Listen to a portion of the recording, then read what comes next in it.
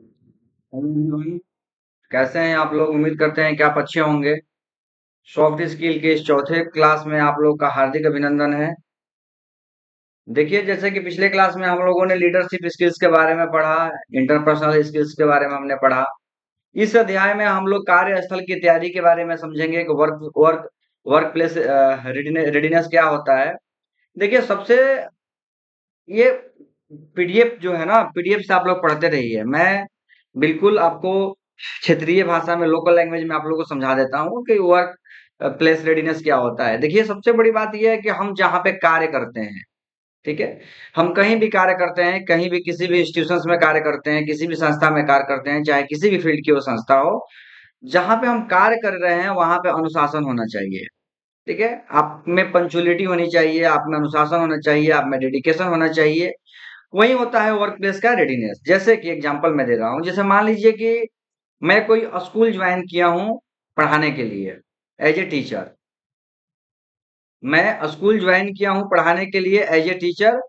तो सबसे पहला काम मेरा ये रहेगा कि स्कूल का जो मेरा टाइमिंग है, स्कूल शुरू होने का जो मेरा टाइमिंग है, उस टाइमिंग से 5 मिनट पहले ही हम स्कूल पहुंच जाएं। बहुत बार ऐसा ये होता है कि स्कूल का टाइमिंग है आपका 9 बजे, टीचर पहुंचते हैं 9:10, 9:15। तो फिर वो आपका एक अच्छा जो है ना वर्क प्लेस एक्टिविटी नहीं माना जाएगा। कार्यस्थल का जो आपका क्रियाकलाप है वो अच्छा नहीं माना जाएगा। इससे बैड इफेक्ट पड़ता है आपके पर्सनालिटी पे, आपके पर्सनल स्किल्स पे, आपके सॉफ्ट स्किल्स पे, या आपके प्रमोशन पे। इन सब चीजों से बहुत नकारात्मक प्रभाव पड़ता है। तो कार्यस्थल की तैयारी को वही बोलते हैं कि जो जिस प्लेस पे हम काम कर रहे हैं, जिस जगह पे हम काम कर रहे हैं, चाहे वो किसी भी सेक्टर का हो, तो उस जगह पे काम करने के लिए हमको क्या-क्या मेरे पास होना चाहिए, किस तरीके से उस वर्क प्लेस को हम लोग अच्छे से मैनेज कर पाएँ, अच्छा एक माहौल बना पाएँ, उसी को हम लोग वर्क प्लेस रेडीनेस बोलते हैं, यानी कि कार्यस्थल तैयारी बोलते हैं। ठीक है? अब देखिए, इसका जो कोर कांसेप्ट है, वो कोर कांसेप्ट क्या है? इसका कोर कांसेप्ट है कार्यस्थल की तैयारी का अर्थ है पेशेवर माहौल। पेशेवर माहौल क्या होता है? वही मैंने जो बताया आपको कि आपके पास एक जो भी संस्था का ड्रेस कोड है, उस ड्रेस कोड में आपको जाना है। टाइम प्रबंधन, समय प्रबंधन, टाइम मैनेजमेंट, आपके पास समय का प्रबंधन होना चाहिए। आप अगर कुछ लिख रहे हैं तो प्रोफेशनली लिखना चाहिए, साफ-साफ अक्षर में लिखना चाहिए। ठीक है? आप मेल कर रहे हैं तो आपका मेल सही होना चाहिए। और आप जहाँ पे कार्य कर रहे हैं, आपको वहाँ पर एक नैतिकता आपके पास होनी चाहिए। अब नैतिकता क्या होती है मैं आप लोगों को बताऊँगा, और एक-एक चीज़ पे मैं आप लोगों को इस टॉपिक पे चर्चा करूँगा। ठीक है? जैसे मान लीजिए कि आप लोग पीडीएफ पढ़ते रहिएगा। मैं आप लोग को जो ये वर्क प्लेस जो आप लोग का रेडीनेस है, कार्यस्थल की जो तैयारी है, मैं इसके बारे में विस्तृत चर्चा बता रहा हूँ एग्जाम्पल देके, ठीक है? जैसे कि मान लीजिए कि हम कोई स्कूल में टीचर के रूप में ज्वाइन किए हैं, ठीक है? उस स्कूल का ड्रेस कोड है व्हाइट कलर का शर्ट और ब्लैक कलर का पैंट, ठीक है? महिलाओं के लिए जो है वो चलिए पिंक कलर का जो भी ड्रेस है, ठीक है? और हम लोग के लिए क्या है, व्हाइट कलर का ड्रेस है और ब्लैक कलर का पैंट है। सबसे जरूरी चीजें ये है, एज ए टीचर हमने कोई भी स्कूल ज्वाइन किया है, तो स्कूल क्या हो गया, मेरा वर्क प्लेस हो गया, मतलब मेरा कार्यस्थल हो गया। कार्यस्थल समझ गए हम। उसके बाद में अब हमको क्या होना है, अब घर से हम निकल रहे हैं, मेरा स्कूल का टाइमिंग है 9 बजे से, ठीक है, असेंबली का टाइमिंग है 9 बजे से। और मेरे घर से स्कूल पहुंचने में समय हमको लगता है बाई रोड, बाई बाइक, आप जैसे भी जा रहे हैं, जिस माध्यम से भी जा रहे हैं, मान लीजिए 30 मिनट। तो यानी कि हमको 8:30 बजे वहां से अपने घर से निकलना होगा, तो हम 9 बजे तक वहां पे पहुंच जाएंगे। तो अब हमको कार्यस्थल पर जाने की तैयारी जो है क्या करनी होगी कि हमको 8:20 में ही जाना होगा। क्यों? क्योंकि 2 मिनट कहीं लेट हो गया, ट्रैफिक हो गया, किसी कारणवश हम रुक गए, बारिश होने लगा, तो दो चार 10-15 मिनट लेट हो जाएगा। इसके लिए हम क्या करेंगे कि 10 मिनट पहले ही घर से निकलेंगे। अगर स्कूल का टाइमिंग है 9 बजे से और हमको घर से स्कूल पहुंचने में का समय लग रहा है 30 मिनट का, तो हम निकल जाएंगे 40 मिनट पहले अपने घर से। तो ये हो गया हमारा टाइम प्रबंधन, समय मैनेजमेंट, सॉरी, समय प्रबंधन, टाइम मैनेजमेंट। ठीक है? अब हमको अपने स्कूल में जो भी ड्रेस कोड मिला हुआ है, जैसे कि black pant, white shirt, black colour की शूज और आई कार्ड मिलता है, आई कार्ड, ये सारी चीजें हमारे बैग में होने चाहिए। आई कार्ड हमारे बैग में होने चाहिए, लेसन प्लान का कॉपी हमारे बैग में होना चाहिए, जो हमारा शूज होना चाहिए साफ सुथरा होना चाहिए, ब्लैक कलर का होना चाहिए। जो भी हमारा ड्रेस कोड हो, उस ड्रेस कोड में आई कार्ड के साथ में प्रॉपर अपने सारे चीजों को लेके हम लोग समय से पहले अपने घर से निकलेंगे और समय से 5 मिनट पहले हम अपने स्कूल में पहुंच गए। तो दो चीज हम लोग समझ गए कि एक जो हमारा ड्रेस कोड है उसको फॉलो करना है, और टाइम मैनेजमेंट को देखना है कि किस तरीके से हम अपने टाइम को मैनेज करेंगे, किस तरीके से अपने घर से निकलेंगे कि 5 मिनट पहले ही हम अपने स्कूल यानी अपने हम कार्यस्थल पर पहुंच जाएं। ठीक है, दो चीज समझ गए आप लोग। उसके बाद जब हम लोग अपने कार्यस्थल पे हैं, जैसे कि हम अपने क्लास में हैं, क्लास में बैठे हुए हैं, देख रहे हैं कि क्लास में फैन नहीं चल रहा है, या क्लास का बोर्ड टूटा हुआ है, या क्लास में बैठने के लिए चेयर नहीं है, पढ़ाने के लिए मार्कर नहीं है, या चौक नहीं है, तो उस कंडीशन में हम क्या करेंगे? उस कंडीशन में हम अगर प्रिंसिपल के पास जाके मौखिक रूप से ये बात करते हैं कि प्रिंसिपल सर, हमारे क्लास में इन सब चीजों की सुविधाएं नहीं है, तो हो सकता है कि कल के प्रिंसिपल सर बोले कि आप हमसे बोले ही नहीं थे। प्रिंसिपल सर ऐसा बोल सकते हैं कि आप तो हमसे बोले ही नहीं थे। तो उसके लिए हम लोग को क्या करना होता है, एक प्रोफेशनल एप्लीकेशन लिखना होता है, या एक प्रोफेशनल सुझाव देना होता है रिटन में लिख के। तो अब वो जो लेटर होता है, जो पत्र होता है, एप्लीकेशन हो या सुझाव हो, या हम मेल के माध्यम से प्रिंसिपल सर को लिख रहे हैं, जैसे बढ़िया स्कूल मेल के माध्यम से बोलता है कि आपके जो भी सुझाव हैं, आपकी जो भी समस्या है उसको मेल के माध्यम से लिखिए। तो मेल के माध्यम से लिख रहे हैं या व्हाट्सएप में हम चैट के माध्यम से लिख रहे हैं, तो उसका जो लिखने का तरीका होना चाहिए वो बिल्कुल प्रोफेशनल होना चाहिए। ये मैं वर्क प्लेस की बात नहीं कर रहा हूँ, मैं डे टू डे लाइफ की बात कर रहा हूँ। जैसे मुझे मुझे पत्र लिखना है अपने दोस्त को, मुझे पत्र लिखना है अपने पंचायत के मुखिया जी को, मुझे पत्र लिखना है अपने अनुमंडल के बीडीओ साहब को। ठीक है, अब थोड़ा ट्रेंड चेंज हो गया है। आप नए प्रोफेशनल ट्रेंड से आप उनको एक एप्लीकेशन लिख सकते हैं। ठीक है, तो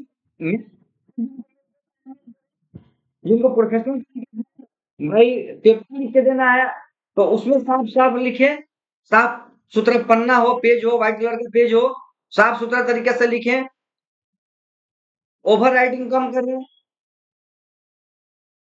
गलतियां कम से कम करें, तो आपको एक अच्छा ये बनाता है, व्यक्तित्व दर्शाता है।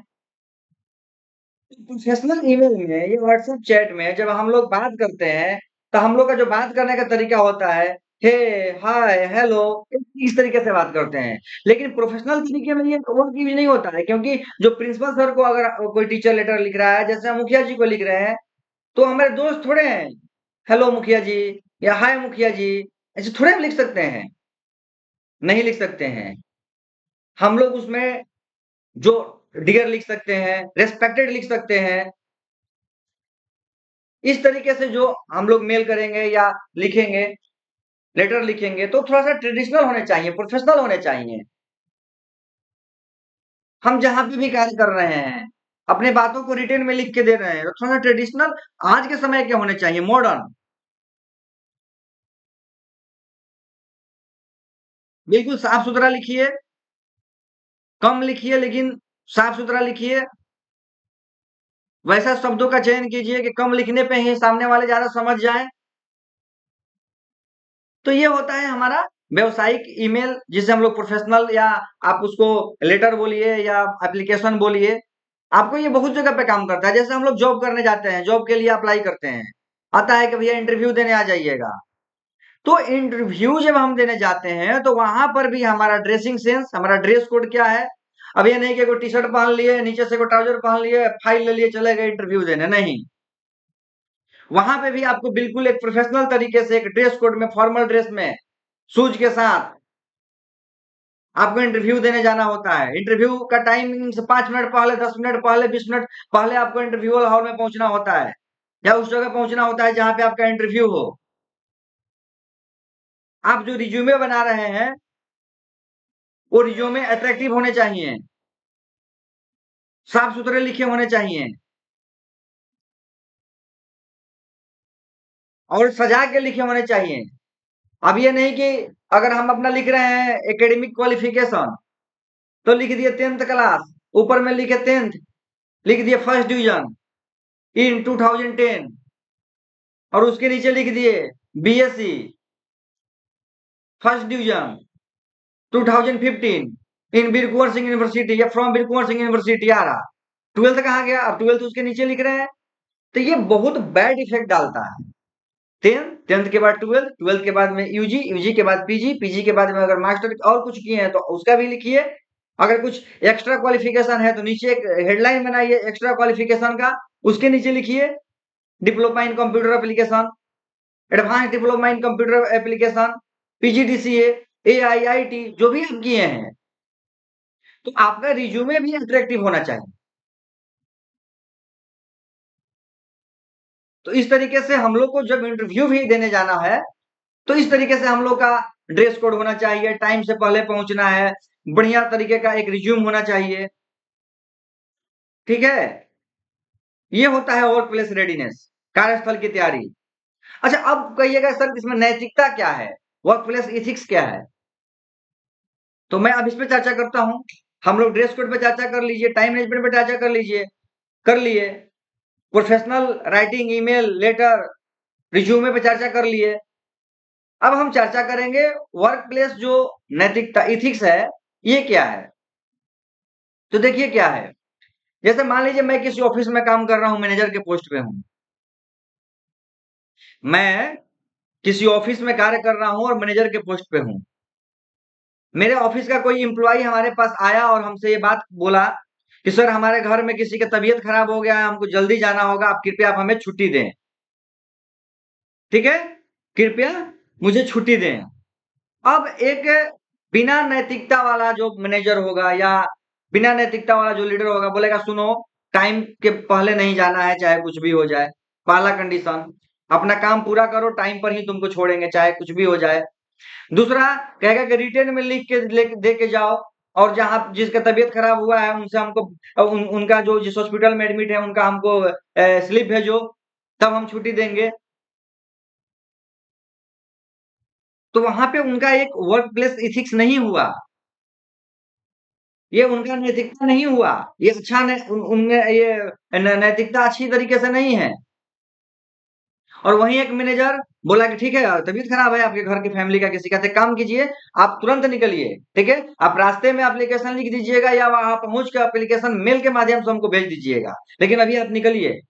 ठीक है, बाद में अगर वो झूठ बोल के गए होंगे, सही अगर गलत बोल के गए होंगे तो अगर इसकी पता चलेगी तो हम काटेंगे, एक दिन के बदले में 4 दिन की सैलरी काटेंगे, उन पर स्पष्टीकरण निकाल देंगे, लेकिन उस टाइम पे तो हम उनको रोकेंगे नहीं। इसी तरीके से मान लीजिए कि आप किसी कहीं पे वर्क कर रहे हैं, जैसे कि हम लोग कॉलेज में आप लोग जाते हैं, ठीक है, पढ़ने के लिए जाते हैं। अक्सर हम देखे हैं बच्चों को कि सर को बहुत बढ़िया रिस्पेक्ट देते हैं, टीचर को बड़ी बहुत बढ़िया से रिस्पेक्ट देते हैं, प्रिंसिपल सर को बहुत बढ़िया से रिस्पेक्ट देते हैं आप लोग। लेकिन आप ही के कॉलेज में जो प्यून होते हैं, जो गेट पे आपके गार्ड खड़े होते हैं, जो आपके गेट को खोलते हैं, उनसे हम लोग अब सारे बच्चे बदतमीजी से बात करते हैं। ऐसा नहीं होना चाहिए। वर्क प्लेस जो इथिक्स है वो यही कहता है कि जहां पे भी हम पढ़ाई कर रहे हैं, काम कर रहे हैं या कुछ भी कर रहे हैं, वहां पे सभी को सम्मान देना है, सभी को इज्जत देना है। सभी के लिए आपके मन में उसी तरीके का रिस्पेक्ट होना चाहिए जैसे एक प्रिंसिपल के लिए है, एक टीचर के लिए है, एक आपके एचओडी के लिए है। बात समझ में आ रहा है आप लोगों को ना? तो ऐसा नहीं है कि वो प्यून है या वो गेट पे है, हटिए ना हटिए, पानी लेके आइए ना प्यास लगा है, गेट खोलिए, कहा गेट बंद करके रखे हैं जी। नहीं, अच्छे से बोल सकते हैं, सर बोल सकते हैं, अंकल बोल सकते हैं अगर वो ओल्ड एज के हैं तो, या रिक्वेस्ट कर सकते हैं। ये माध्यम होना चाहिए। तो ये होता है वर्क प्लेस इथिक्स।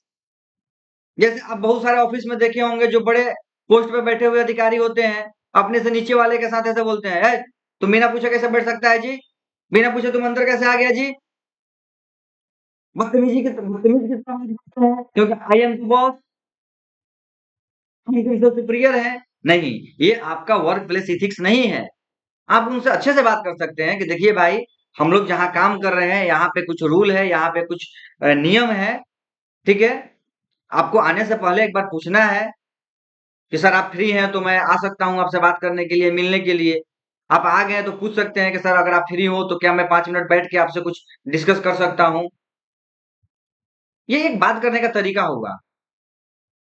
तो वर्क प्लेस इथिक्स यही कहता है कि आपके अंदर नैतिकता होनी चाहिए, आपके आपके अंदर बाकी लोगों के प्रति भी उतना ही रिस्पेक्ट होना चाहिए जितना आपको अपने से सीनियर के प्रति है, या अपने से ऊपर वाले पद के व्यक्ति के लिए है।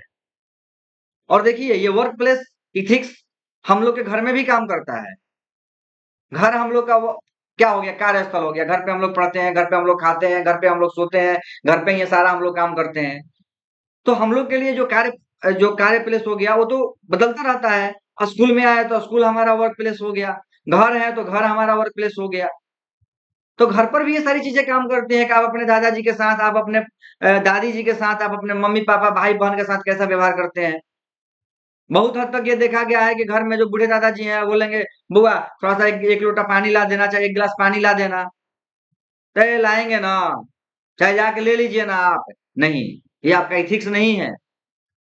आपका इथिक्स ये है कि हाँ ठीक है दादाजी 2 मिनट रुकिए, हम एक काम कर रहे हैं, ये काम करके पानी ला के आपको दे देते हैं। या आप नहीं ला के दे रहे हैं तो किसी और से बोल दीजिए कि दादाजी को पानी की जरूरत है, एक गिलास या एक लोटा पानी उनको दे दीजिए। ये होता है हमारा इथिक्स। तो हम लोग को ये वर्क प्लेस जो एथिक्स है, वर्क प्लेस जो टाइम टाइम मैनेजमेंट है, ड्रेस कोड है, जो प्रोफेशनल मेल करना होता है, चैट करना होता है, मैसेज देना होता है, एप्लीकेशन होता है, रिज्यूमे होता है, इन सब चीजों को सीखना होता है। इसी को वर्क प्लेस रेडीनेस बोलते हैं। उम्मीद करते हैं कि आप लोग अच्छे से इस टॉपिक को समझे होंगे। ठीक है, इसके बाद में वही केस स्टडी है, आप लोग केस स्टडी देख लीजिएगा, पढ़ लीजिएगा। केस स्टडी पढ़ना बहुत जरूरी है आप लोग के लिए। देखिए मैंने जो बताया था हाय हेलो वाला, इस केस स्टडी में लिखा गया है। ठीक है, इसको आप लोग अच्छे से पढ़िएगा। उसके बाद जो आप लोग का प्रैक्टिकल असाइनमेंट है, जो मैं बार बार बोलता हूँ कि इस अध्याय से आपने जो भी सीखा है उसको अपने व्यवहारिक जीवन में लागू कीजिए। तो इसका जो आपको वर्क टास्क दिया गया है, ये टास्क आप पूरा कीजिए घर पर, खुद से बनाइए, दोस्तों का मदद लीजिए, फैमिली वाले का मदद लीजिए। ठीक है, देखिए इसमें क्या क्या इसमें लिखा गया है, आपके जो टास्क है इसमें लिखा गया है कि अपने मैनेजर को छुट्टी मांगने के लिए एक औपचारिक और पेशेवर ईमेल का ड्राफ्ट तैयार करें। इसमें स्पष्ट विषय, उचित अभिवादन और स्पष्ट कारण होना चाहिए। जैसे कि अगर मान लीजिए कहीं आप नौकरी करते हैं तो अपने मैनेजर से छुट्टी लीजिए, या अगर आप कहीं क्लास लेते हैं तो अपने प्रिंसिपल से छुट्टी लीजिए। आप कहीं हॉस्टल में रहते हैं तो हॉस्टल से 2 दिन घर जाने के लिए छुट्टी लीजिए।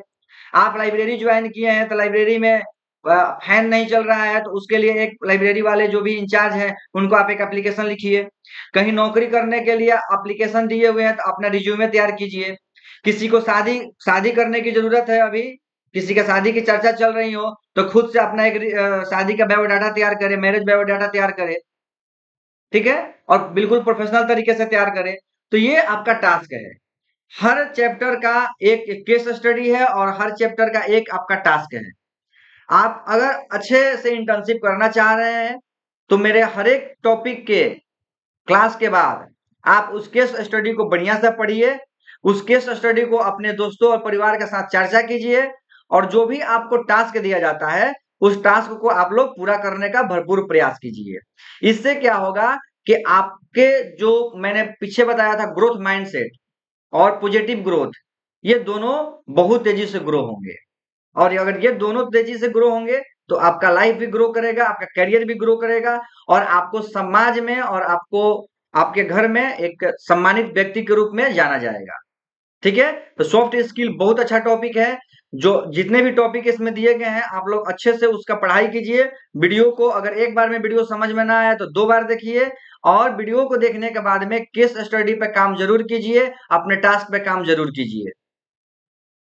मैं यही उम्मीद करता हूं कि मेरे हर एक क्लास से आप लोग को कुछ ना कुछ एक्स्ट्रा और अलग तरीके का नॉलेज मिले, अलग तरीके का ज्ञान मिले, जो हमारे आसपास के जीवन पे घटित हो, हमारे आसपास वैसी चीजों हम लोग को रोज देखने को मिलते हो, और उसको अपने जीवन में पॉजिटिव वे में लागू करके अपने जीवन को और अपने कैरियर को आगे लेके बढ़े।